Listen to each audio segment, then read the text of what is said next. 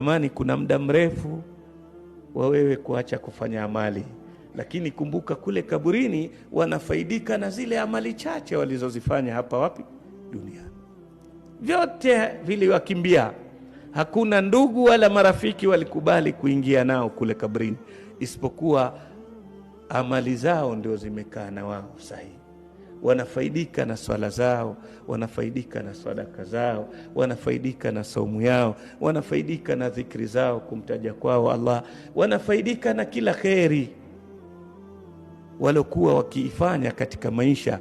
Ndio sasa kule kabrini wewe tu uacho kwenye nyumba iko peke yake mahali msituni, mwenzako rafiki yako akuite, mimi nasafiri nitakauje ubaki hapa nyumbani kwangu. Jumba hujalilizoea, alafu kwa bahati mzuri ukiingia tu usiku moto umepotea, liko giza, utakuwaje? Hofu yako. Sasa hiyo ni nyumba. Je, kaburi shimo dogo sana, limepimwa kiasi yako, halina nafasi, hata huwezi kujigeuza huku wala huku, vile ulivyowekwa ni pale pale.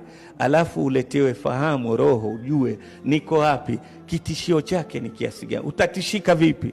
Lakini sala ndio itakuja itakutolea uoga, sadaka yako ndio itaingiza mwangaza katika kaburi, Qur'ani yako ndio itakuwa rafiki na kubembeleza. Ibada hii